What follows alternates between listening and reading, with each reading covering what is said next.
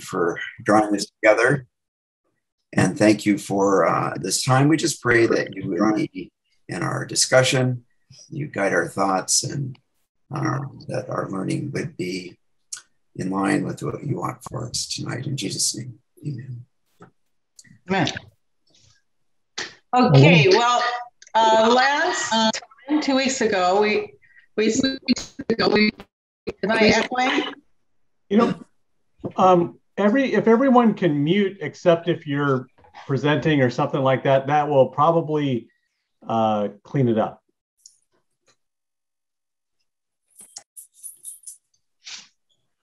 Okay. I kind of like to recap a little bit from 2 weeks ago, and then we'll start on tonight's lesson. And in the introduction, we met Kent Nerburn, who, when driving across North Dakota on a motorcycle, came upon this historical marker of a buffalo rock, and it was enclosed in a fence and had some tobacco on the top. Do you remember that? And he says that the spirit of the land, the spirit of the people, named, framed, and incarcerated inside a fence. And it bothered him so much. And he felt he had a human obligation to try to bridge the gap between the world in which he was born and the world of the Lakota people whom he'd learned to know and love. So that was kind of his idea of or what he wanted to do. And then in the introduction, or in chapter 1, we met Dan, the Indian elder, who summoned Nerburn to come and through his daughter to come to the reservation and meet him. And it turns out he wanted him to do what? Write a story. And the story, a book. And he wanted to write a book about what Dan, had learned from watching Indian people and white people. And he wanted it to sound good. He didn't want it to sound like an old Indian had written it. That was his original idea. And Nerburn, seeing Dan and meeting him, decided, he really was an extraordinary individual. And he took some of Dan's writings and clippings and stuff, and he spent the night in the hotel, and he wrote something up, and he came back and he shared it. His daughter read it out loud, Winona. And so anyway, they kind of make a deal. And Dan sends Nerburn home with this box of materials, and he works for several months and tries to organize these various things and themes and chapters. And he comes back, and of course he finds Dan playing cards with his buddies. Doesn't seem very welcoming at first, but anyway, he asks him to read one. And so Nerburn is kind of nervous, and he reads it, and basically they seem to think it's pretty good, and then the next morning when he comes back, he finds that Dan is burning all the material, and Grover, Dan's friend, and he have kind of decided that it was too white. It didn't really do it. And they want him to write it more in the Indian way as a story. And it's decided that Nerburn should follow Dan around and spend time with him and listen to him and watch him and write things down. So this is maybe a little more than Nerburn had bargained for, but he stays put. And in the process for a few weeks there, he gets a lot of material from Dan, talking and all. And so some of the concepts, Dan talks about some of the concepts that Indian people and white people have that are quite different, like about the land and about what's sacred and about vows and treaties and things like that. And another thing that comes out, I think, in that first part is that Dan, he wants to make sure that people know who Indian people are and don't have false ideas. He says, we're still at war. We're not at war with anybody, but we're at a war to defend us and who we are. So that's kind of the beginning. And now this week, we see some more differences between white people and Indian people. It's come out in the next 4 chapters. And it seems like it's revealing more how Indian people and white people, the 2 different cultures, how they value things differently, like how they value possessions and how they value time and how they value, what are some others? Tidiness. Anyway, they'll come out. So we'll go ahead now and start with chapter 5. Wayne? I guess I better unmute myself. Good, thanks. And I think we might approach this a little bit differently than we did last time, which was a wonderful free-for-all, but I think we're going to take this chapter by chapter. So if you've got some comments or some things that are pressing that you've read in a chapter that we're not to, just bear with us. We're going to get to that chapter and you'll have your say, so no problem. But I like what Ardith had to say about these contrasts that this book gives us between the Indian way and at least, or the Lakota way, maybe in this case. Yeah, Lakota. And the white way. So as you think about this, one of the things you want to ask yourself, well, how accurate is Dan's view of us? Do you relate to it or don't you relate to it? And where does it kind of hit home?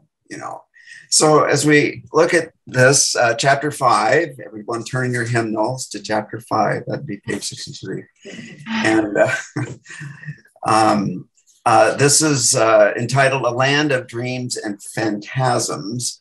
And, as I thought about this, I think what we're contrasting is kind of how maybe Dan sees and hears things. It's maybe an insight into kind of his sort of meditative, contemplative approach to life. And then in contrast, maybe how he sees our approach or perhaps lack of approach.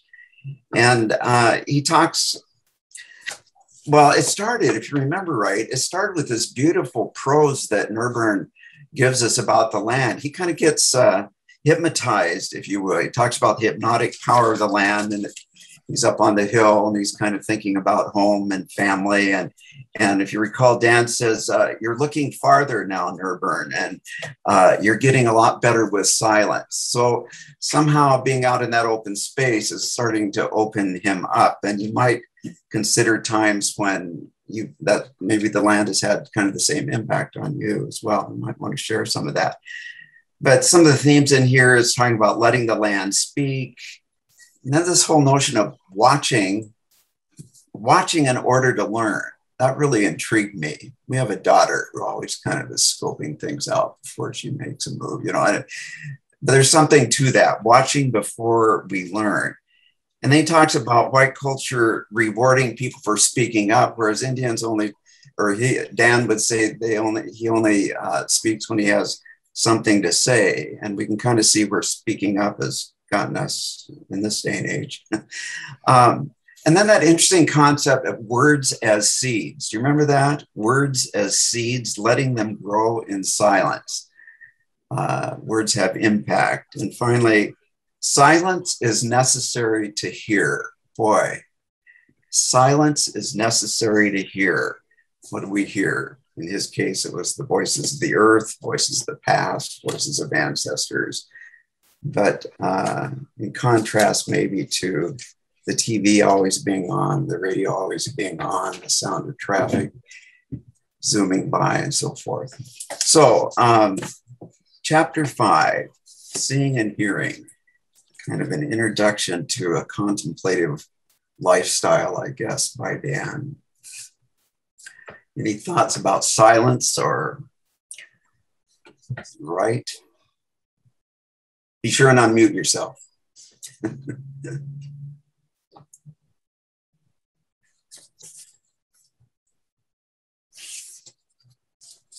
Jody, are you talking?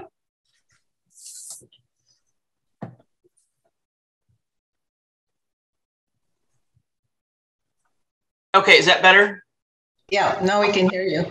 I wanted to read something on page 66 about, to me, it kind of epitomizes about white people and talking. I think having spent my career teaching, I think we definitely do reward extroverts and talking, and it's hard to get that balance. But I love this paragraph. It just says, our elders told us this was the best way to deal with white people.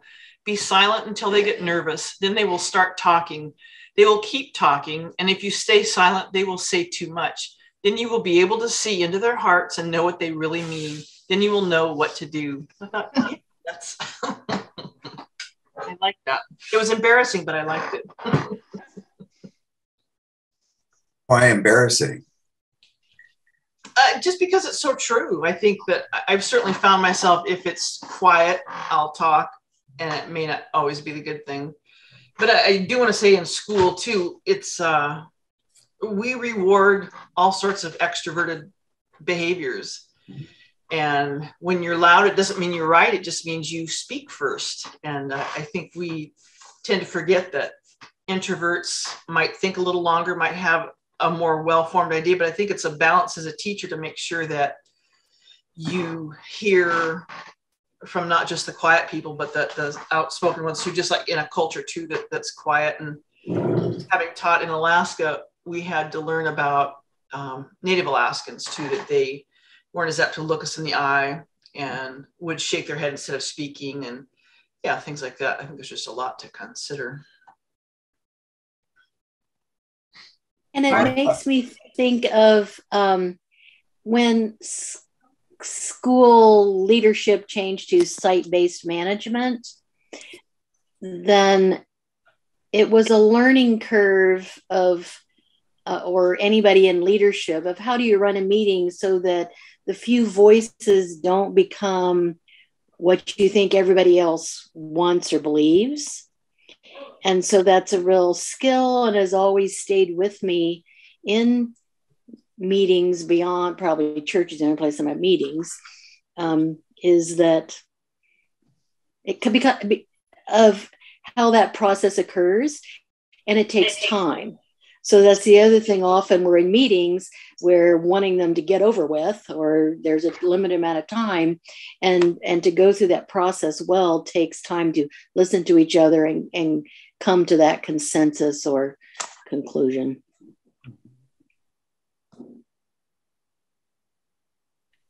I'm going to just mention that in our culture, seriously, our wait time before we expect a response is very short.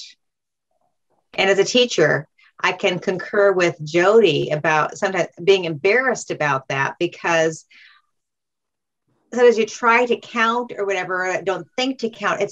It's unbelievable how short a time we wait. At least that's what I experienced in our culture before expecting an answer. And I listened to other people conversing or asking questions and how much time they leave before they want, before they start talking again, to fill that silence. We do that.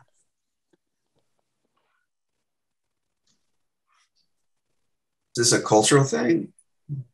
We programmed to do that? What's going on there?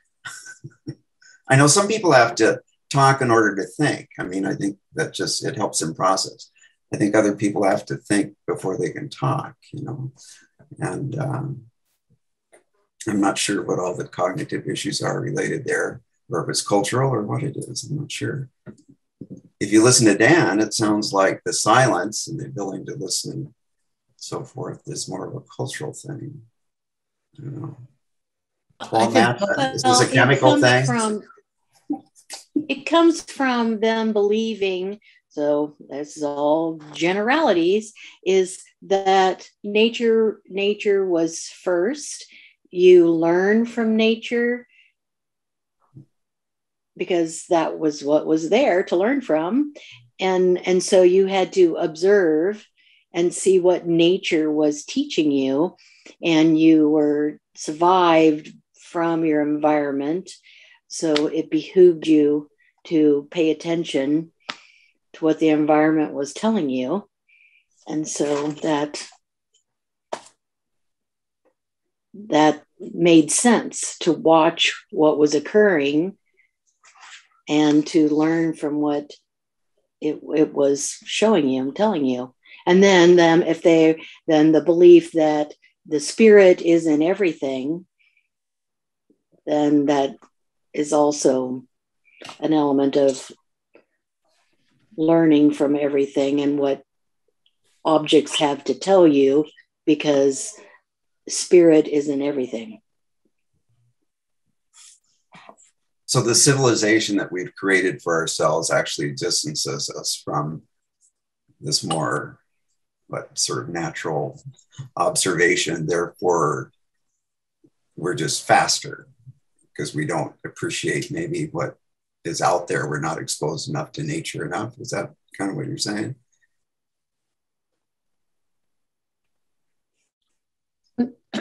Since we have several teachers here, takes me back to my elementary days, and I was very shy then. And so I wouldn't speak up.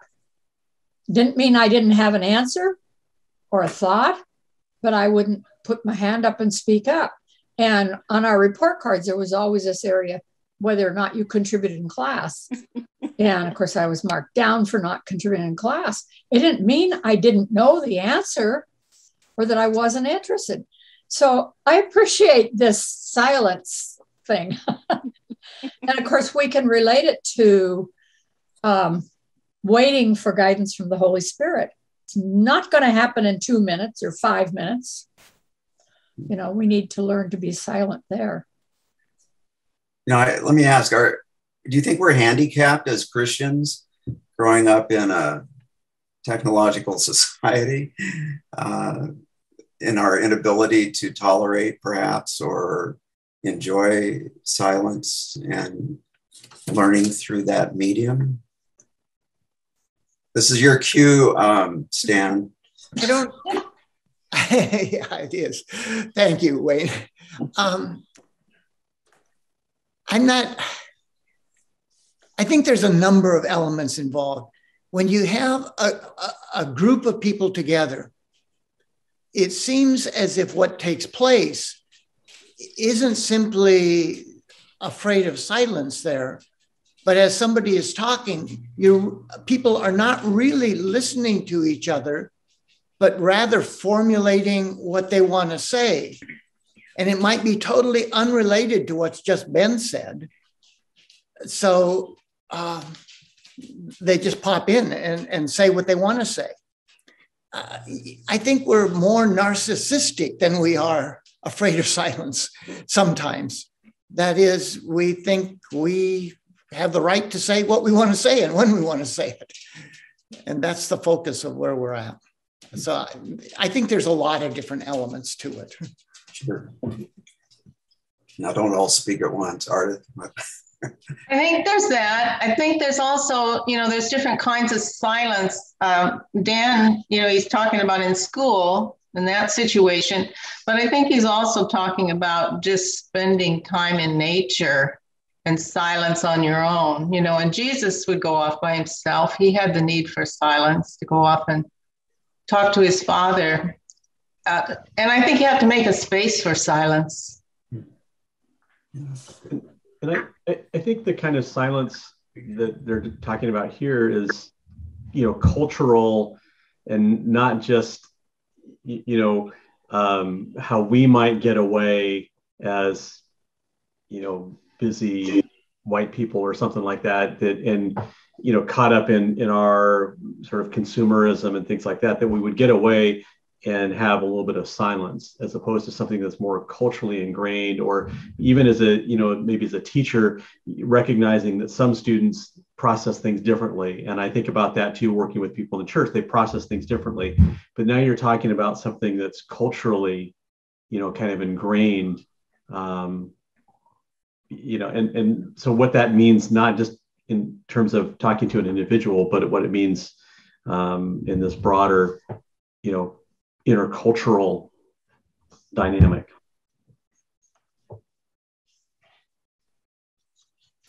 They were on a hillside looking at the rolling prairie, though, when they were talking about silence.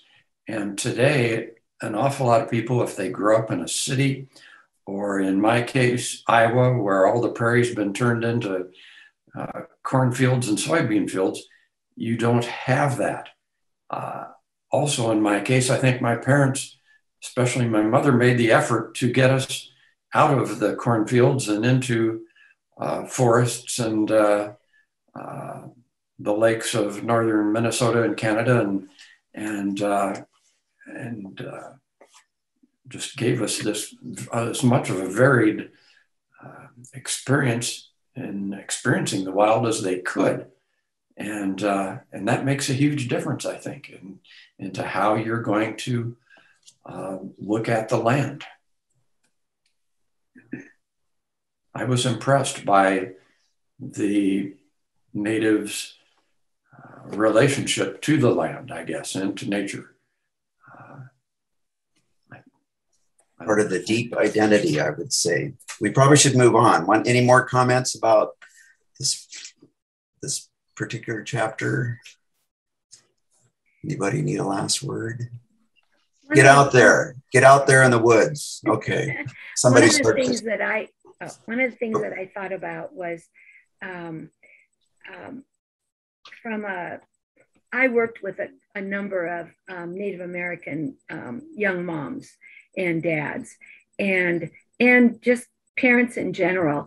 And from my own therapy, what I learned was if you were just quiet and asked a few questions, if you gave people time, they could come up with their own answers of what was important to them. And I think we're just so quick to try to solve things for people and come up with an answer that I think that sometimes it's really hard to be quiet and silent. I had a hard time with that, dealing with that in a therapy setting, as far as just letting silence be there. And, I learned that a lot of times people had their own answers. They just needed time to be able to come up with that with their own resolutions or whatever they needed to do. So I thought it was a great chapter. I think silence is difficult, but I think it's a really valuable thing. So I see some heads nodding. That's good. Thanks. Yeah. I think one other thing. One last comment. Okay, go ahead. I always find it interesting that we've got big, huge motorhomes that go into the woods, and they, have radios going. They've got to have TV, all that stuff. So, what are they really enjoying the woods? I don't think so. Yes. Let's not go there. No. No. Junk cars and buffalo carcasses, chapter 6. This is kind of an interesting one. And if you recall, it ends on sort of an ironic note. Yeah, we're dealing with possessions here, I think, is what this one was about. Remember that? And Dan makes some pretty harsh statements. Basically, he says Indian exploitation was because whites wanted what Indians had. What was that anyway? And then the whole notion, is it reservation squalor or is it trash? And exactly what is trash? Is trash reservation squalor or is trash the freeway ramp in the shopping mall? It's just, I thought that was pretty interesting. And then this whole notion on ownership, the white emphasis on ownership, and the notion that ownership erodes respect. That was an interesting thought. Ownership erodes respect. Respect is more the Indian way. And also ownership sort of erodes an ethic of sharing. I don't know how you feel about that. So there's a start. where do you want to jump in? Stuff.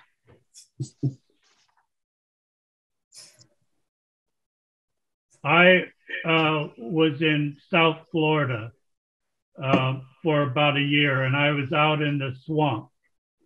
And there's a man who dealt with junk. But the thing is that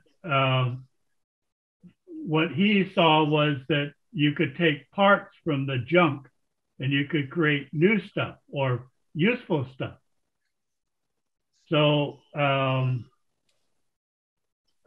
I've never really liked junk. I always want new stuff. But are you confessing, Tom? Oh yes, I'm confessing. Okay, but I think there are, if you're handy with mechanics and so forth, you can make some pretty good stuff by putting other things together into this, whatever you need. Yeah. Much cheaper than buying new.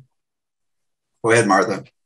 I thought it was just a good lesson in how we judge things we don't understand. No. And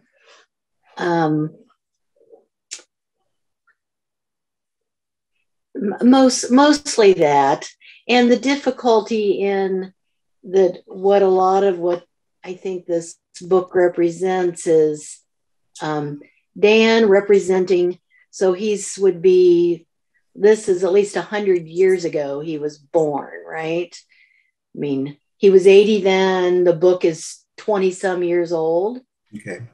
And he's probably reflecting on a past that is older than 100 years ago. So he's sharing a culture that has morphed in 150 years. So just looking at junk and going, why can't they clean that up? Or I'm more not as much as junk. Sometimes I'm just struck by going on a reservation and saying, because I like plants, I like growing things. And so, just that it can be kind of barren and that's not important. Or he talks about the dirt and things just being kind of not pretty outside a house. So I might notice that as much as anything, and just realizing how things have gotten passed on that you just don't understand where they're coming from. And so my other example is when the whole whaling issue came up, and all the macaws don't necessarily agree on the whaling issue, but the lady from Joyce who led the anti-whaling thing is like, by the comments made, I know it's their opinion, but I thought you don't understand where they're coming from. So we can look at something now and judge it by what we know now, but we have no way to understand where a culture's coming from that's thousands of years old. I have noticed the junk cars at various reservations. And do I have permission to speak? Okay. In the past, at least, I viewed that as a political problem. Oh, I'm getting a lot of echo. I'm sorry.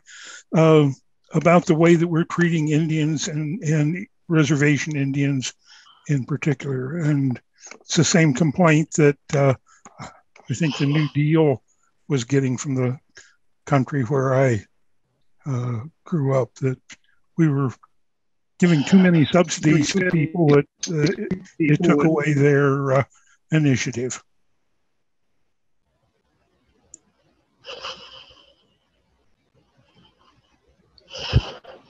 Can you hear me okay?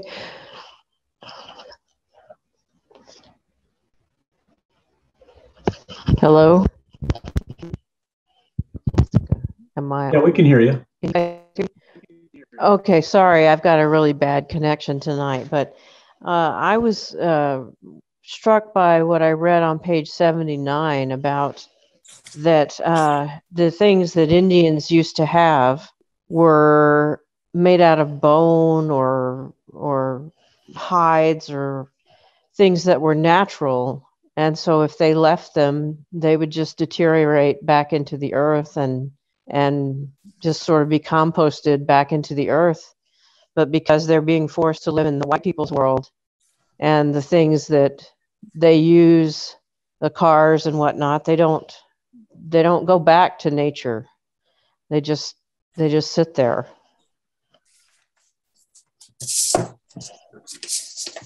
There was some comment in here about, though, ultimately, didn't everything said, watch out if all your stuff sort of turns to dust or something like that. I can't remember it now. I may be off on that.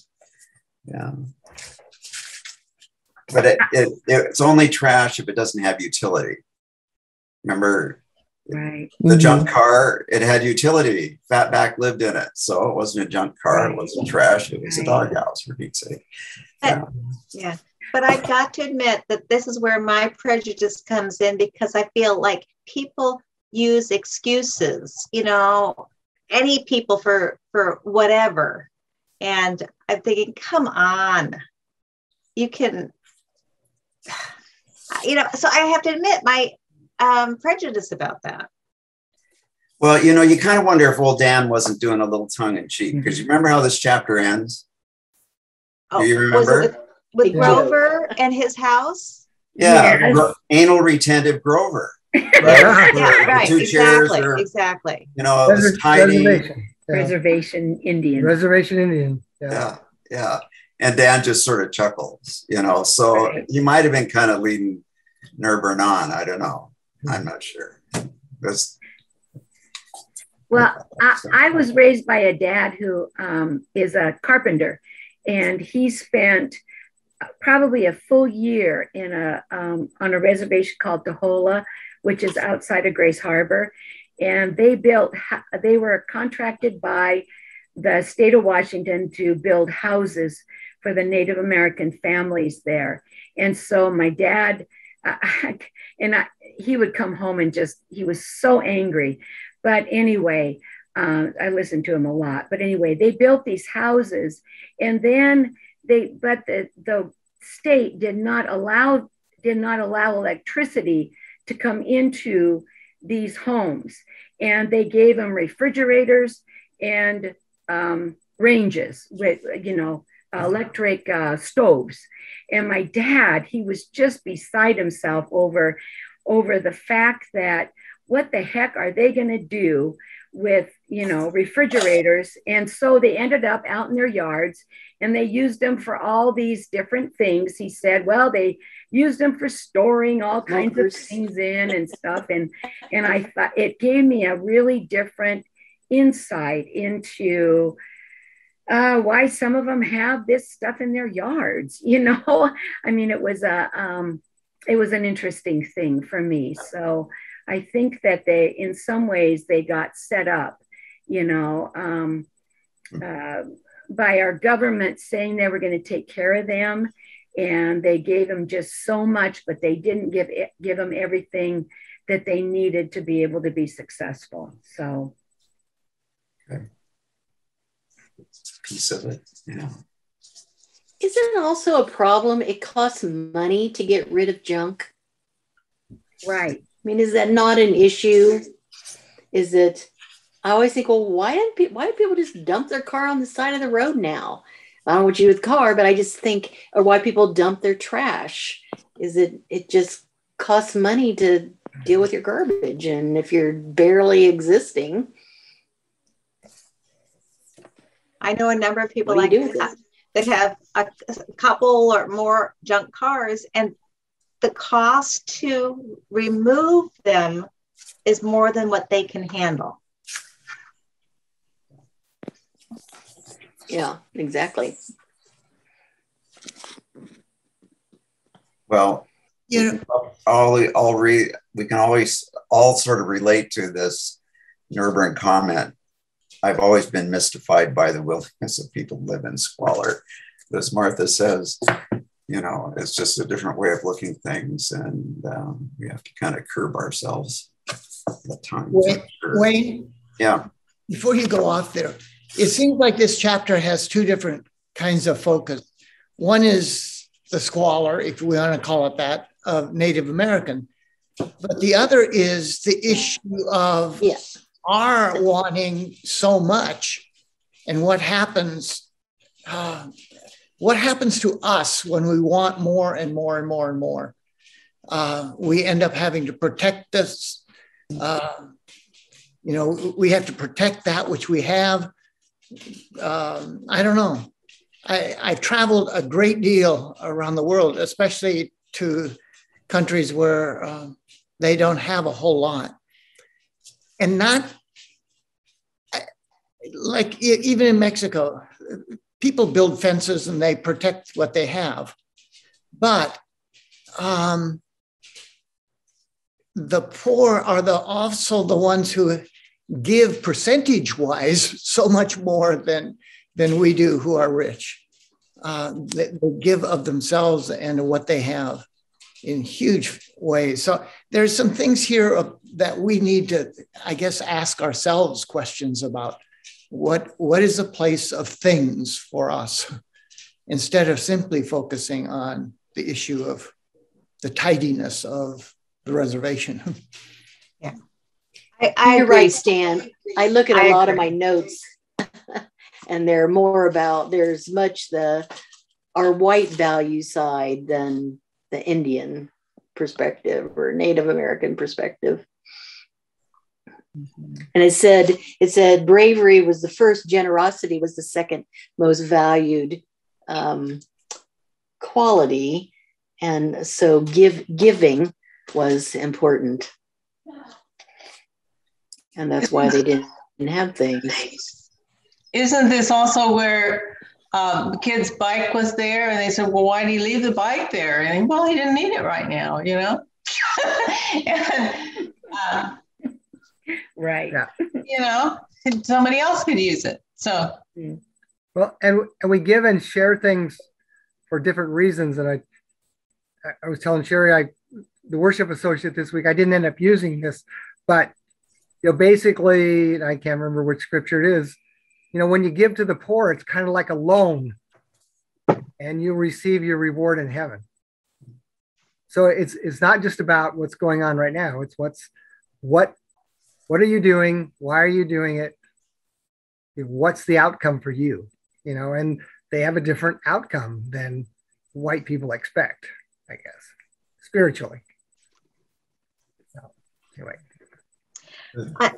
On page 77 at the very top, it says, your way teaches people to want, want, want. That's called consumerism. That's what all of sales is based on. For people actually to turn wants into needs, you have to work with their psychology. So it's not just I want this, but I need this. And that's a big part of our consumerist culture. And so I was indeed fascinated by what was already mentioned, the question about what is bigger trash, a junk car or a parking ramp? Mm-hmm. Yeah. I don't know that ownership erodes an ethic of sharing, though, because I see a lot of that. I think maybe there's different ways of sharing, and maybe because we don't leave things out in the yard. Well, actually, in Port Angeles, we do leave things out in the yard, don't we, for people to pick up. Come think about it. But you know, there's other ways that we give, and so I guess I disagree a little bit with Dan on that particular one. Should we move on? Rooting for the Cowboys. Geez, anything surprise you about this particular one? We're dealing in this case maybe with the development of stereotypes, I think. And at least for Dan, he thinks our view of Indians has come from TV. as much as anything. And, or in the olden days, Buffalo, Wild Bill Hitchcock's Wild West show, I guess, was kind of a precursor to TV. I'm curious, what kind of stereotypes about Native Americans did you grow up with? But did anybody want to be brave enough to share any of that?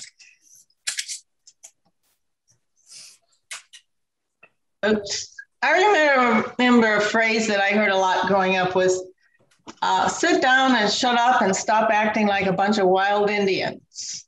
Oh. Did anybody else hear that? Yeah. No? Maybe it was a Midwest thing.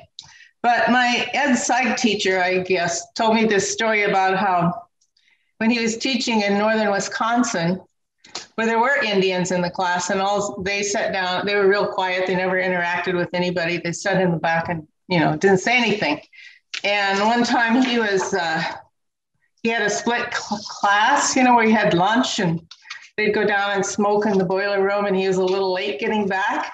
And he could hear the class all the way down the hall. And so he comes in, sit down and shut up and quit it and stop acting like a bunch of wild Indians. Well, of course, it was a totally inappropriate stereotype. And I guess that always made me think.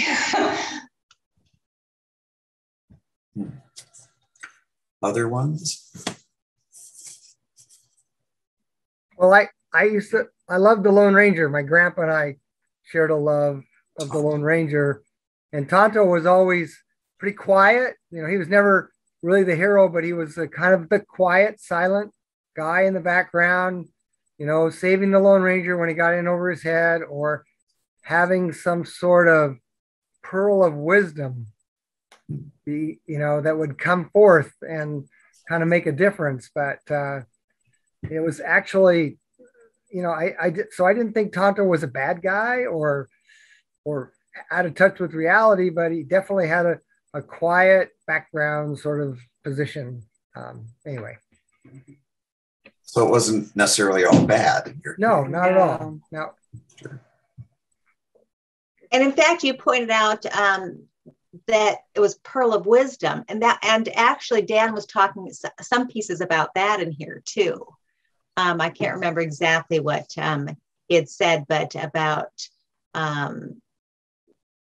I know, maybe it was Grover when he does the speeches or whatever, that it's not always about these wise, perfect things, but give him the other stuff, give him the dog, Nerburn, put the dog in it.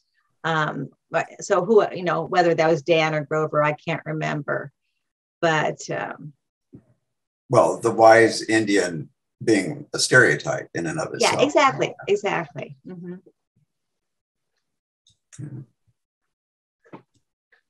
There's a phrase, scream like a banshee. And when I first heard that, I didn't know what they meant by a banshee, but I take it that's for an Indian? I don't know. Anybody know? It's like a howling spirit. It's Irish. It's a spirit that shrieks before you're supposed to die. Totally white people. Well, I thought it was for the Indians, but anyway. Throw that one out, Tom. Okay. Indians as noisy, Indians as wise. Anything else? Well, you were asking some things we grew up with.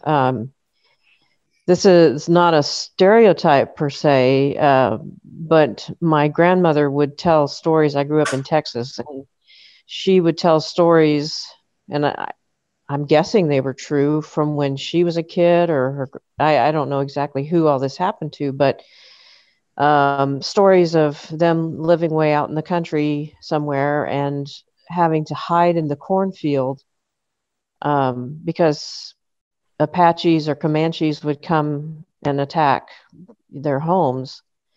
And today we look at it that they would attack with good reason because white people were taking over their lands. But at the time, the the stories from my grandmother were that they were terrified, and these attacks or raids made them think that all Indians were like that.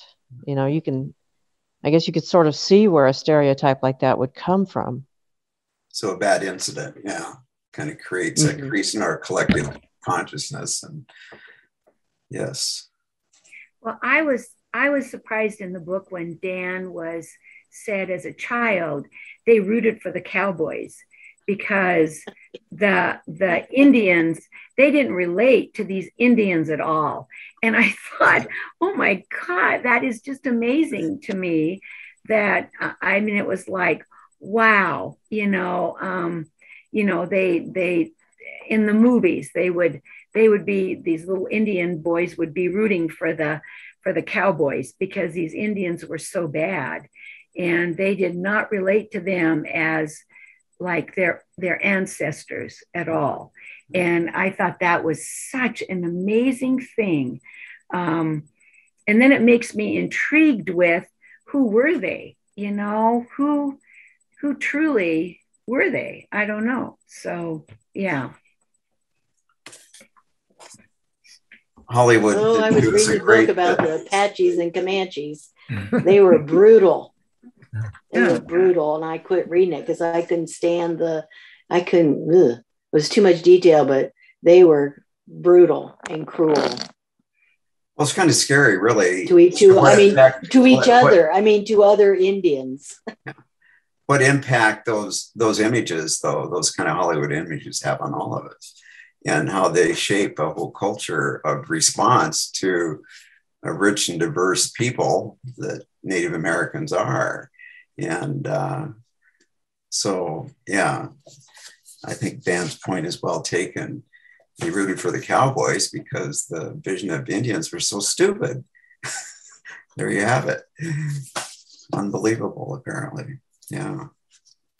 Kind of makes me think about all our stereotypes, that we kind of operate on, just like, caution here, caution. Yeah, excuse me, I interrupted somebody. There was a commercial of Lakota, and I can't remember what he was selling, but, when I saw that, I thought, that guy looks like a noble guy, he's someone you'd like, So you're saying then, a stereotype is positive. That's true. It's just the stereotype isn't complete. That's the thing. And it can't always be applied to the individual situation. I think that's kind of the point here too. Yeah. Well, we better move on here. Let's see if we can get this last chapter. Taking Maize from Squanto. This is really kind of an important chapter, at least for Nerburn, right? This is, if you recall, is where Nerburn, we see a collision of two ways of approaching things. There's kind of Dan's way, the sort of evolving, open-ended style of trying to get Nerburn on board with how to write authentically from Dan's point of view. And that comes into direct confrontation and collision with Nerburn's own need to crank this thing out and get it behind him. I mean, for all of a sudden, this has become a burden because he can't approach it the way he needs to approach it to write it. So there's really a collision of two different ways to approach a task here. And in Nerburn's case, he just comes to the conclusion that he can't keep on. And so if you recall, he decides he wants to write a note to Dan, but then he says, no, that's a little cold. I should at least tell him in person. And he goes to deliver his ultimatum, and Dan and Grover aren't there. Where's Dan? Oh, he went on a little trip, says Winona, the granddaughter. And he's just ticked off. What? All this work, all this time wasted. You kind of see where he's coming from on here. Is he justified, for his anger? And he just goes off on Winona. Let me just see if I can capture a little bit of this. He says, I didn't give anybody a smallpox blanket. In fact, I think I'm probably sleeping on one of them in the damn motel. I didn't sail on any damn Pinta or Nina or San Marino. I didn't take any Maize from Squanto or ride with General Custer. I'm just a decent guy who's trying to do his best for a man I respect, and all I want is a little respect in return. Talk about tables being turned. All of a sudden, the whole point of view has gotten turned around for Nerburn. And in a sense, he might be feeling kind of what Native Americans have been feeling for generations here. And anyway, interesting chapter. This doesn't, fortunately for us, it does not end there. Go ahead. It made me think a lot about the whole thing of the racism issue in the last few months and understanding Black perspective of I didn't do that, but trying to educate yourself of the course of history. And yes, I didn't do it, but it's just understanding the effects of decisions of the past and now that have created a situation. Mm-hmm. And so it made me think of that. And what turned? Because I agree. I thought Dan around? It was not Dan. What turned? Excuse me. What turned Nerburn around after that little kicky fit of his? You remember? Winona telling him off about Dan's. She tells him off about what Dan experienced as a kid and going to the boarding schools. Yeah. I don't know if Nerburn suddenly had an epiphany there, if he felt complicit. The story goes on. He didn't leave, so maybe that was pivotal, kind of in his. But in a way, it was like Winona expected him to understand all this when he hadn't even heard it. Okay. Yeah. It just shows how much we bring, doesn't it? Or how much is behind us, as opposed to what we just simply present. And it's just, I'm always trying to remind myself of that when I'm interacting with people. So there's always a story behind it. Excuse me. I really didn't understand once Nerburn felt the sense of release by deciding that he was going to give up the project, go back to his family. Why does he then turn around?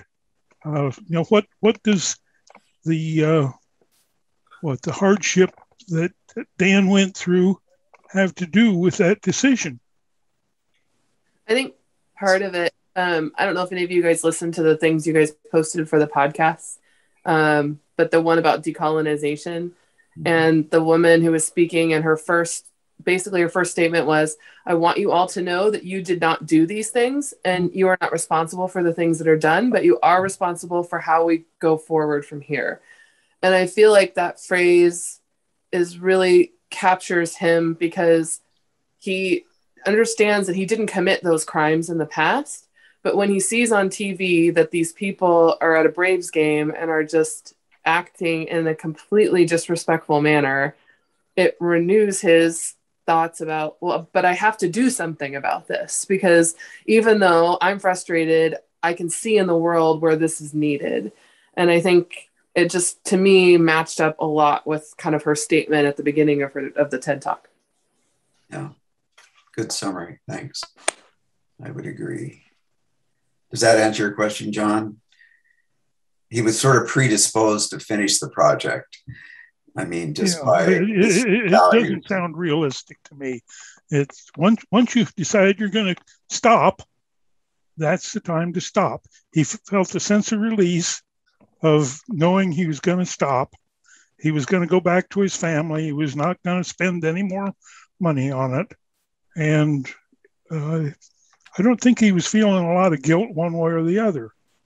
It just didn't ring true. Well, I think that the deeper value for him, though, was what brought him to the project in the first place.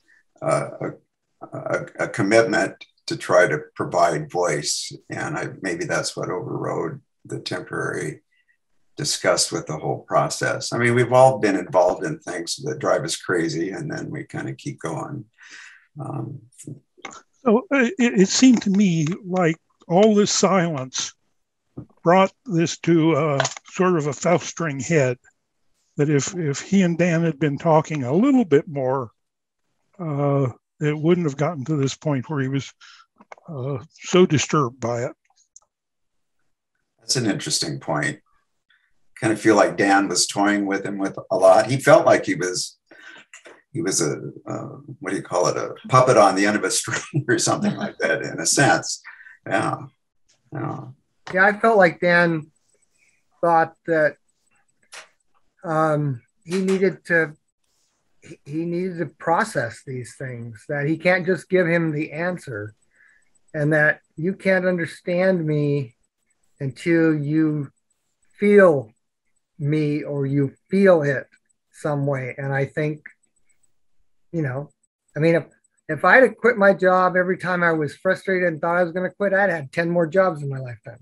So, he was frustrated. And yet I think working through his frustration was a way to understand a little bit about what Dan was going through. And I don't know that Dan set him up for this. I don't know, but I think Dan was leading him down that path, which is why he wouldn't answer his questions all the time. You just don't, I just can't give you the answer. You have to experience, you have to understand how I feel, where I've been, where my people have been. And so I think, John, he just needed, and I'm not saying he was totally frustrated and he wanted to leave, but I think that was part of his experience to learn, to understand, to relate to what Dan and his people had experienced. And sometimes this takes a feeling of it. So anyway. I can agree with that. I mean, there's been lots of times when I got frustrated with the project. I think, oh, why am I even bothering with this? Nobody cares. And, I just being played for a fool. And, he's kind of going through that on page 93 and 94, see the butt of some private jokes. And, he's just kind of lost his confidence. And he says farther down that, well, maybe he can come back another time. He's thinking, maybe they need a little distance and he can come back and do it again, but have another crack at it or something. So I think he just, he's worried about his family, and it seems like this is going too slow in terms of he's just supposed to follow this guy around and listen when he wants to talk. So it seemed logical to me, but as Paul has said, sometimes you change your mind, then something happens, something triggers it, and you think, okay. Laura? So what was going to change, though? No, I think Nerburn changed. Nerburn changed. The situation didn't change. Yeah. Well, I think it's telling that Winona had to tell Nerburn this, that Dan he might not ever have been able to tell Dan about the things that he went through as a child, having his culture and identity and clothing stripped away from him, and the cruelties that were put upon him in a residential school. And, even though it wasn't his fault, I wonder if there wasn't some deep sense of shame, that you're having your culture taken away from you and there's nothing you can do about it. You're helpless to stop it. Yeah. Yep. Well, our hour is nearly done. It is done, I'm afraid. So kind of different ways of looking at things. Business of seeing and hearing, how we view possessions, how we come to understand another people or culture through stereotypes. kind of how we control the situation. It's all rather interesting. Any thoughts before we leave about the podcast or the TED Talk at all for those that saw it? And Sarah's kind of given us a good summary of the TED Talk. That's good. Any other thoughts? The NPR podcast or broadcast was so enlightening to me, because I really was not aware of, as were the investigators or whatever, about how recently it was in our history about wanting to take care of the Indian problem by simply taking them off the reservation and dissolving any of that, by giving them, $200 and a one-way ticket into the city, with them signing that they will stay there forever. So there's not a way back. And once they get in the city, there's no money. And they had those beautiful, what you call them, newsreels they sound just like what they would put on at the movie theater and everything that we used to see, that would say how wonderful this program was and how these people were getting these great jobs in the city and doing that. And the one gal that was telling her story, she was born same year I was, and she and her family moved into Cincinnati, and they said if there were any other Indian families being relocated there, they knew of none of them. There was, they were basically in the ghetto and they were cut off from everybody, and there wasn't those good jobs, and the father wanted to leave, but there was no money to leave. They were stuck. And this was such a short time ago in our history. So that was really revealing to me. Eye-opening. Shocker. Mm-hmm. Yeah. I think what struck me is, as Christians, we've had a couple thousand years to love our neighbors as ourselves. And I think, how have we gotten so far off course? How are we able to dismiss, to, elevate ourselves, denigrate others? It was overwhelming to me that we aren't any better at loving our neighbors than, this book, and I'm reading another book about Black history. It's like, I don't know. I feel like it's sad that we've missed the mark for so many, couple thousand years here.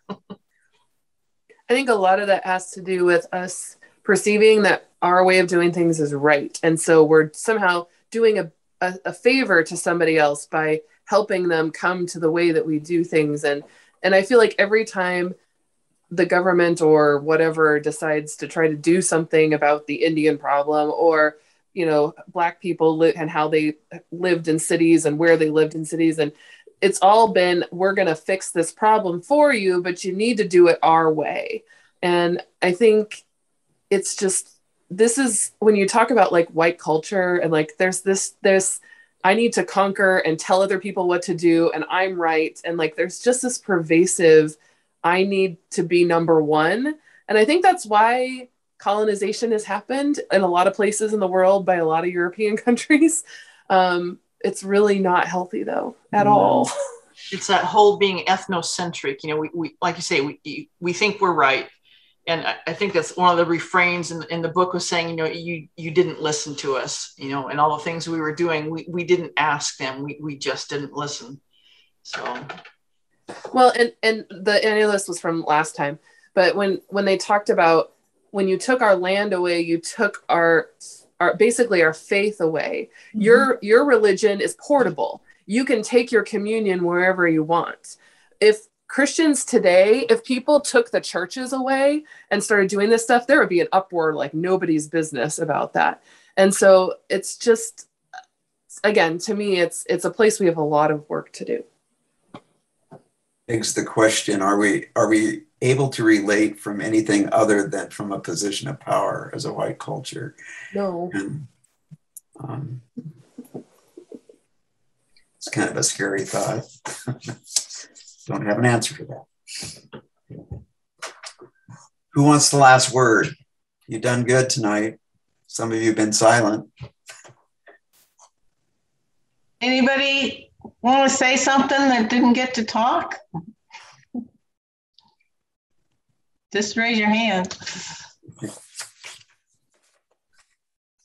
or we might call on you to pray and close us.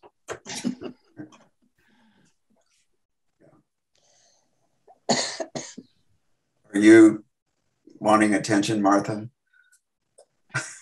Nope, she's gone. Oh, she just gone. Okay. I guess that settles that. Maybe we've just ended this thing. All right. So we'll be back next week and look forward to seeing you. Thanks for your faithful reading. And Stan, can we ask you to close in prayer? Sure.